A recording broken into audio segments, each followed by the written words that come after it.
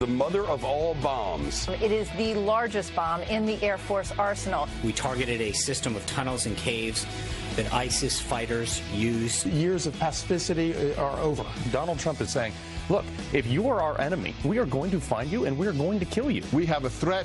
We've promised to deal with it, and we're dealing with it right now. It's time to call out WikiLeaks for what it really is. Assange is a narcissist who has created nothing of value. He's a fraud, a coward hiding behind a screen. 100% for its application. Assad is basically asking the world to believe him rather than our lying eyes that have all seen these videos. What happened to my dad should have never happened to any human being. This lawsuit, hopefully, will create a not just national discussion, but international. Can't hear you through the glass, but we'll see. We'll read your lips. We'll wave to you. Right. I think it's also important. You just pointed out, too, you have that press conference with that lawyer for the United Airlines passenger that's dragged out the plane. Longer than General Mattis's press conference earlier in the week explaining why we use 59 Tomahawk missiles. But the guy was really enjoying his moment in the sun. A little bit too much. The attorney? All right. He's dreaming of his payday. Yeah, obviously. He's going to get a big one. He's going to get paid a lot. His daughter's so adorable. She's cute. All right. Well, we start with this. A Fox News alert. 3 dozen ISIS militants dead. They were killed when the U.S. unleashed the mother of all bombs, 22,000 pounds of dynamite. It is a show of force heard around the world this morning. Our own Leland Vitter live from the White House with the latest on that. Leland, good morning. Brian Ainsley and Pete, good morning to you. The symbolism of this is certainly not lost on the White House here. This bomb is uniquely suited to clear out the cave complex that ISIS fighters had taken over there in eastern Afghanistan. About 22,000 pounds, in the words of one U.S. official. They kicked it out the back of a plane, a C-130 there just along the border. This is video of when this bomb was originally tested, and you can see the blast radius is about a mile. That cloud is going to go about 10,000 feet in the air. And equally important to the fireball here is how it sucks all of the oxygen out of the area where it explodes. So it penetrates down in terms of its killing ability into a cave complex like the one there in Afghanistan that ISIS had taken over. The Wall Street Journal reports that that cave complex was originally used as a gem mine and now is being used by ISIS as a staging area and a military compound.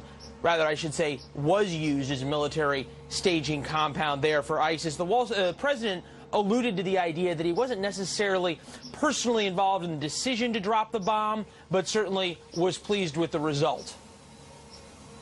We have the greatest military in the world, and they've done a job as usual. So we have given them total authorization, and that's what they're doing. And frankly, that's why they've been so successful lately.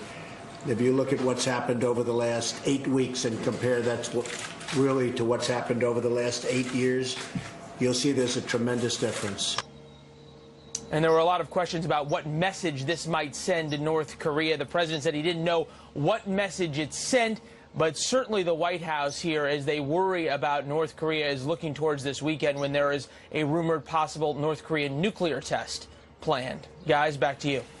All right, thanks a lot, Leland. So it's pretty astounding, number one, that we're in the Toroboro region, I guess these 2 provinces, and there's still a network of caves out there. Didn't we handle this in 2001? Number 2, that ISIS feels as though they can infiltrate back into that area. For those who say, why are we still in Afghanistan? We'd be back in there had we left earlier.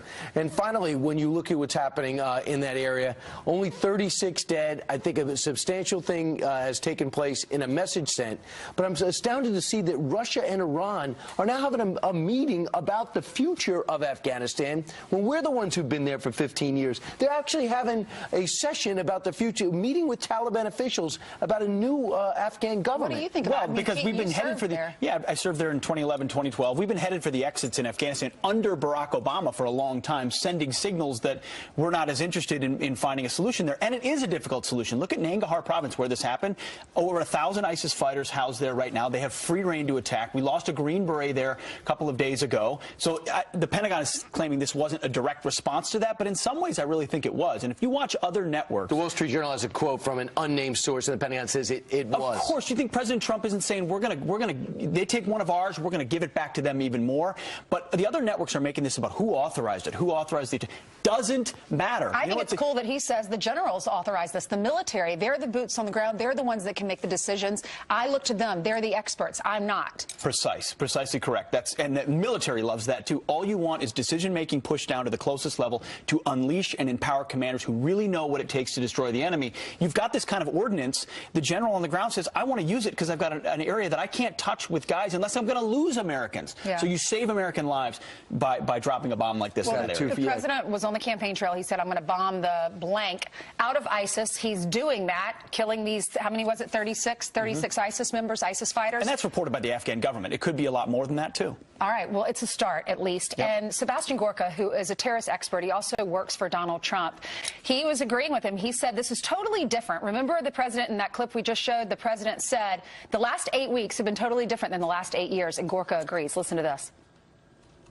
If you read the memoirs of Secretary Gates, of Secretary Panetta, it's stunning. Obama's own principals, their own secretaries, talk about NSC meetings that last for 3 to 4 hours with nobody taking a decision. That was the last 8 years. That was the reality of the red lines. Along comes President Trump. That's gone. We have a threat. We've promised to deal with it, and we're dealing with it right now. And Secretary of Defense Hagel, same thing, and say you should drive him nuts. Hagel was a Vietnam veteran, would sit there whether he thought he was great or terrible as Secretary of Defense and say, can we make a decision? He'd see a bunch of these 30-somethings sitting there talking hypothetically about war, and they'd leave and go with absolutely no decision made. It was driving him crazy. That's exactly right. It's the idea of an academic-based ivory tower foreign policy where they want to please everybody and make political calculations versus a belief in America that America needs to lead and that we need to viciously destroy and kill our enemies who want to viciously destroy us. So use what you have at your disposal, and in this case, we did. So what's the Democrats' reaction to all this? Elizabeth Warren weighs in. And please, put on your thinking cap. As is the case with every part of Trump's foreign policy, we're all trying to understand, what is the strategy? If we can't figure out what it means, it's sort of hard to make that a message. One of the things we want to know is what was the impact on civilians. I think it's powerfully important. You know, you go back to General McChrystal talking about the importance of knowing who gets killed in these attacks, because that's the real question about our future safety. Who's going to be out there fighting us in the future? Those are some excellent questions. Let me answer them for you. I'll tell you, he doesn't want to release his strategy. He's told us he's not going to tell us what his plans are for the evil dictators in other countries. He also, I can tell you this, though, I think his strategy would be to kill people who want to kill us. And we need to prevent them from coming over here, and we need to keep America safe. And that's why people went to the polls to vote for him. That's right. Another answer is 0 civilian casualties is what's been reported so far. But it's a reflexive desire to blame America or find blame or fault in our actions. I also love how the left loves, if they quote the name of a general, then they must be smart. So it's like, I'm going to throw General McChrystal in there. Listen, General McChrystal is a counterinsurgency expert, one of the best generals we have. But if you understand counterinsurgency, which is what we're not conducting right now in Afghanistan, then the idea of civilian casualties is changed and the impact of those civilian casualties. But even the failing New York Times falls in line predictably, saying this attack risks backlash. You know, of course, the subtext is we kill a bunch of ISIS fighters with an ordinance that we have, but what's the backlash going to be against us? We've got 8,400 people fighting a two-front war between the Taliban and ISIS. Sometimes ISIS fights the Taliban, and all the time they're looking to fight us. Yes. Meanwhile, one of the people that we hit with 59 Tomahawks is Syria, Bashir Assad. So he was saying that he didn't use chemical weapons, or if they did use chemical weapons, it was the insurgents that used it. But now listen to his latest explanation to what took place leading up to the U.S. response. The United States is hand in glove with the terrorists. They fabricated the whole story. We don't know whether those dead children, were they killed in Khan Sheikhun, were they dead at all? Were those children dead at all? He's saying they could have been child actors. Literally, is what he said in the interview. We saw the video. We interviewed someone on our show right after that said he had lived through one of these attacks, a sarin gas attack, and he said he watched all of his family members die.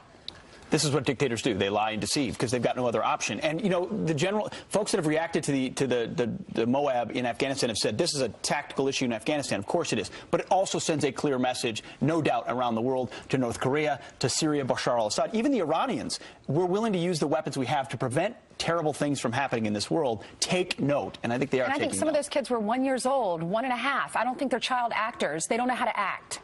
That there should have been a laugh track in that comment if it wasn't so exactly serious. Right. And, you know, listen, General Mattis got ahead of the whole thing, explained exactly what went into it. 2 days later, the Russians had their explanation, and now 3 days later, that yesterday was laughable. It's an open and shut case, which is why we have real leverage over Russia as it pertains to Syria, which is what I think. This is where the Trump administration is thinking very strategically about the new moments they have. 8 years of failure under Obama, 8 weeks of assertion. You got a moment where you can, with China, with Syria, to create new partnerships. And North Korea, which China warned them over the weekend, no nuclear devices, going to be severe consequences, no intercontinental missile launches. So we'll see if China is actually in our corner. Meanwhile, at 11 minutes after the hour, let's see whose corner Jackie's on. Hi, good morning, guys. Good morning. And good morning to everyone waking up at home right now. A massive fire shutting down the Las Vegas Strip overnight. Huge flames shooting out of the world-famous Bellagio Hotel and Casino.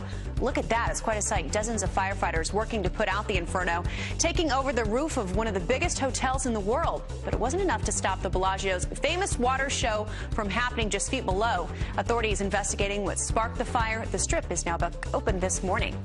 And churches beefing up security this Easter weekend as the nationwide manhunt for a suspect armed with high-powered weapons intensifies, that is. Police in Wisconsin uncovering a brand new sick letter targeting Sunday masses they believe might be from this man, Joseph Jakubowski. The self-proclaimed revolutionary sent a violent 161-page manifesto to President Trump. The threats forcing Wisconsin Governor Scott Walker to cancel the annual Easter egg hunt at the governor's mansion.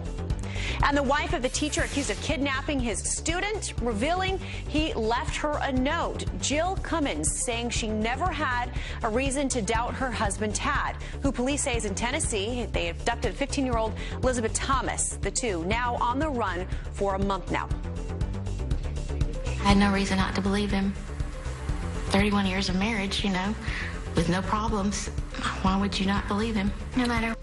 Cummins uses blood pressure medication. Authorities now telling pharmacies to be on alert. He will need a new prescription pretty soon.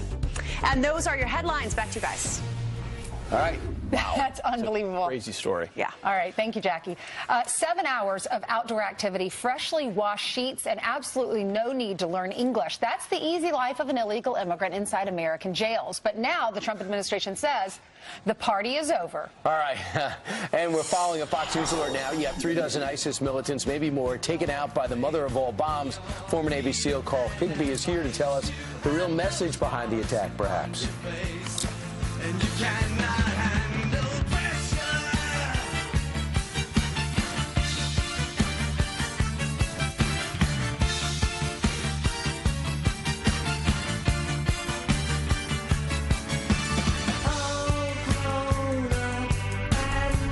complex at the Afghan-Pakistan border.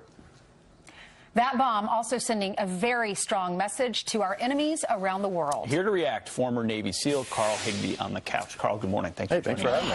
So give us your overall reaction. Oh, great. I mean, thumbs up. This is Donald Trump reasserting us on the world stage as the superpower that we are. I'm sick and tired of Obama's limp-wristed foreign policies, pontificating endlessly about what to do. Donald Trump said, there's a problem, let's go deal with it. Campaign promise was, I'm going to bomb the expletive out of ISIS.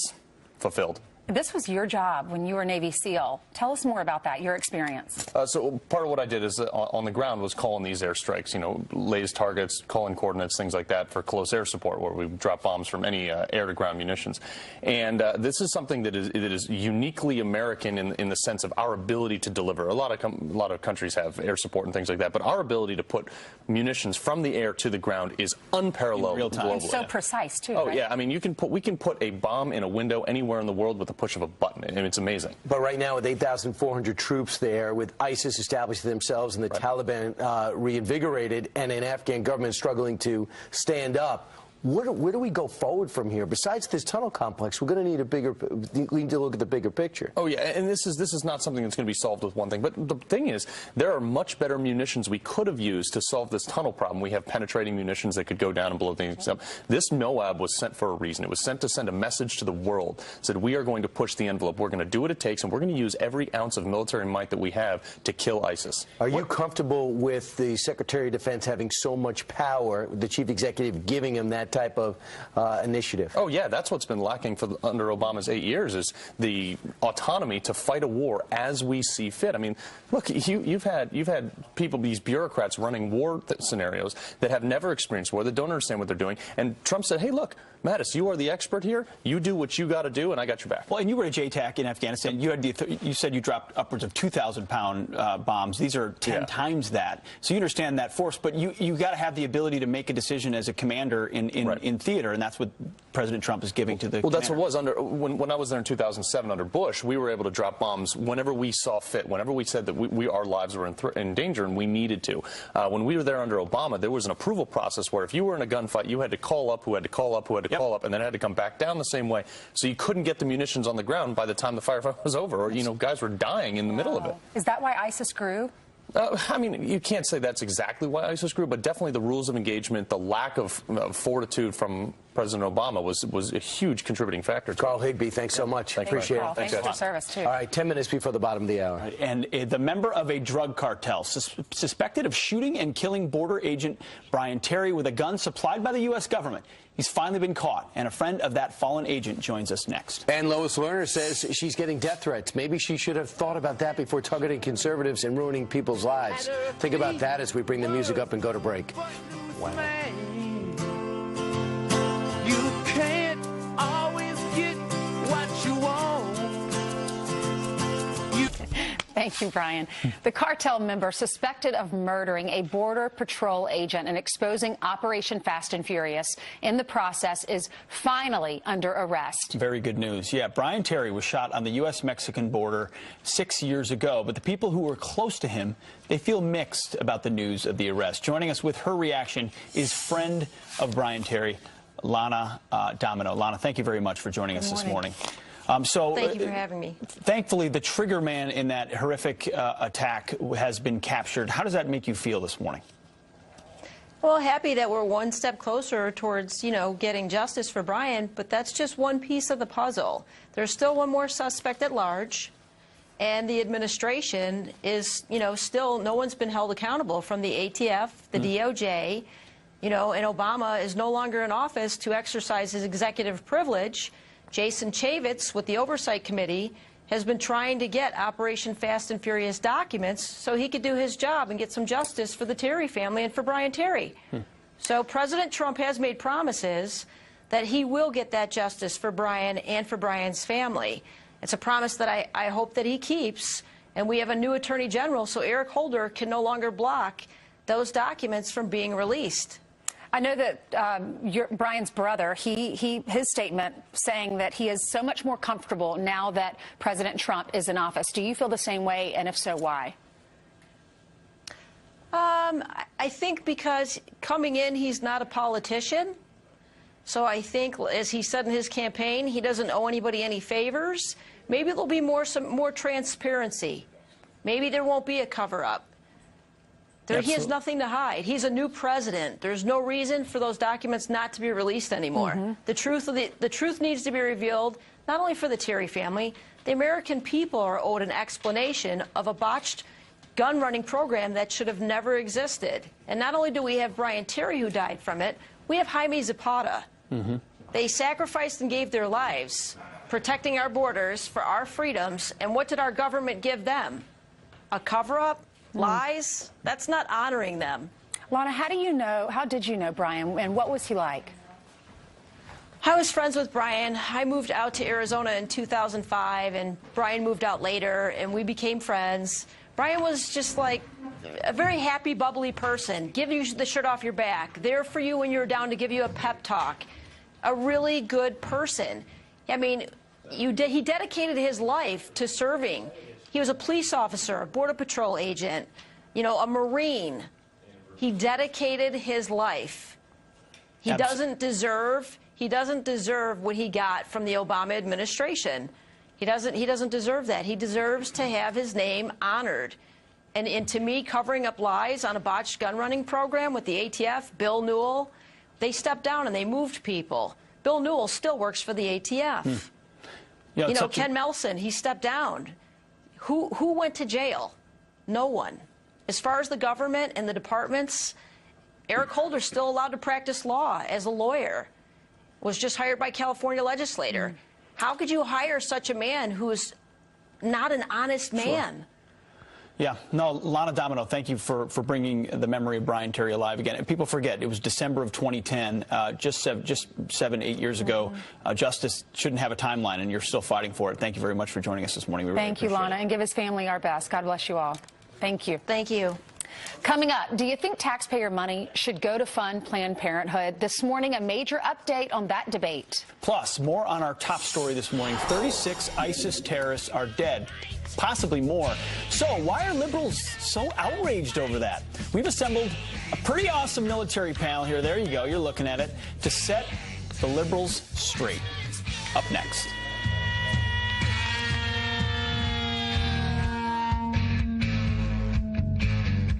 We have incredible leaders in the military, and we have incredible military, and we are very proud of them. And this was another very, very successful mission.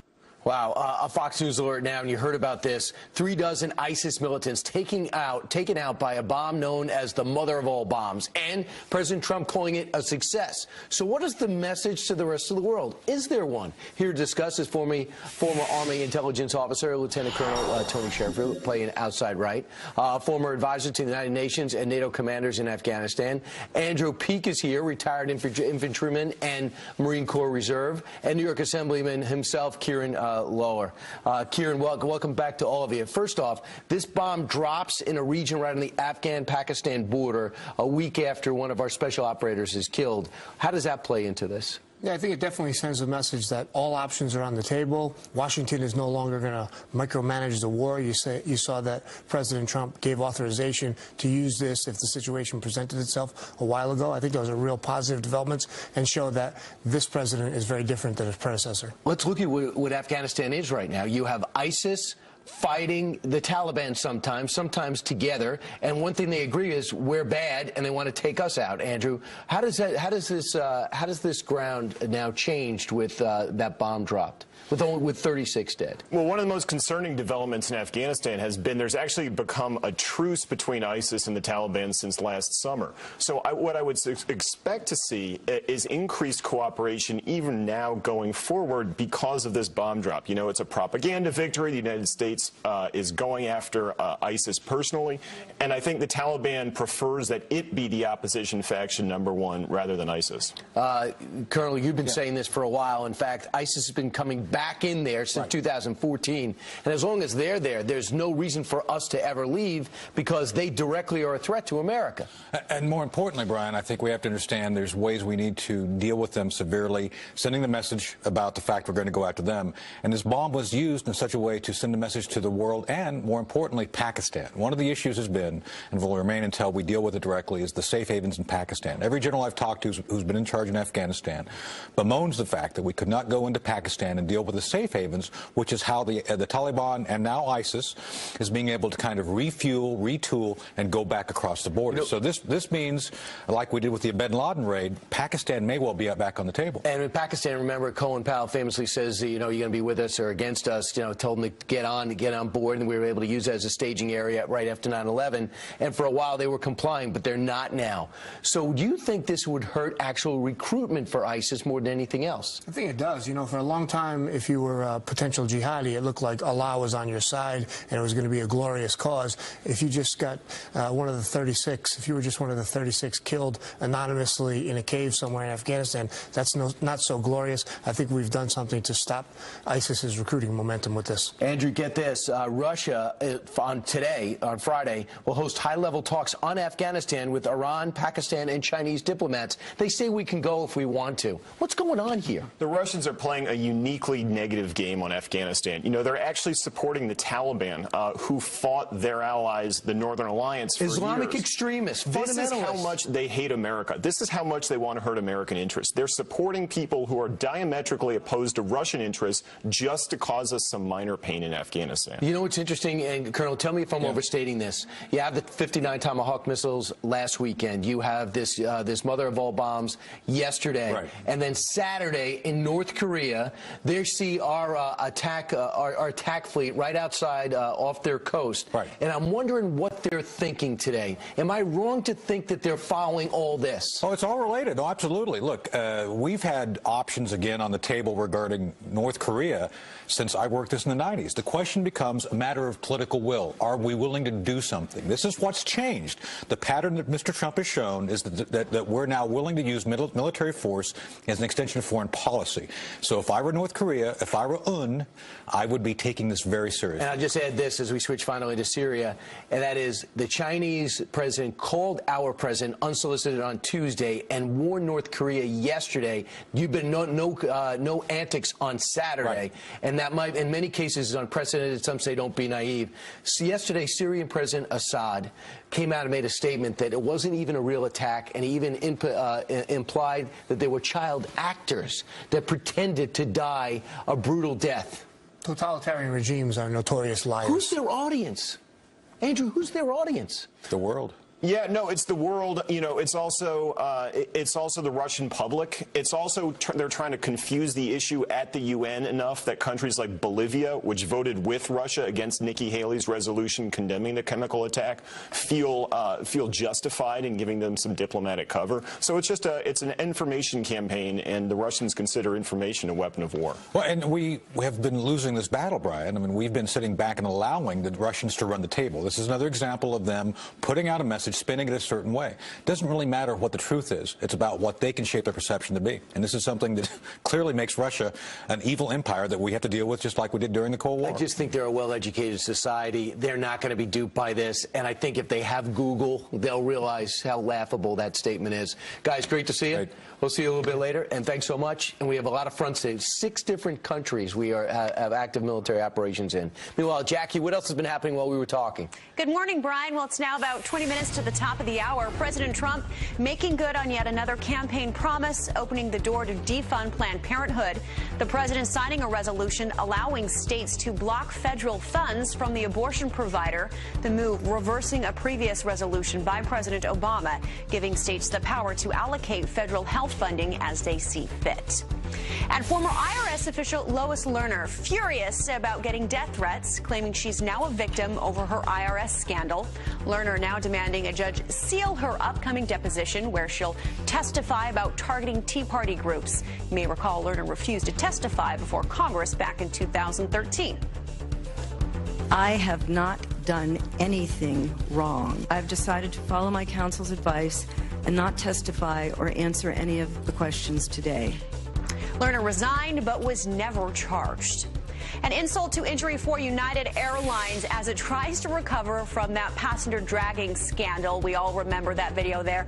Now this morning, word of yet another incident. Listen to this. A man on a United flight from Houston to Canada stung by a scorpion. Yep, a scorpion, when it fell from the overhead bin and landed right on his head.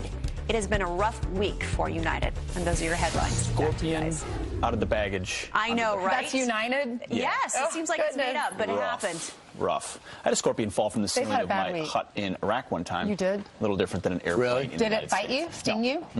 But it woke me up. That's the least dangerous thing that happened to you in Iraq. That's true. Probably. That's true. Interesting sleeping conditions. Anyway, coming up, here we go again. Brand new evidence. Our veterans aren't getting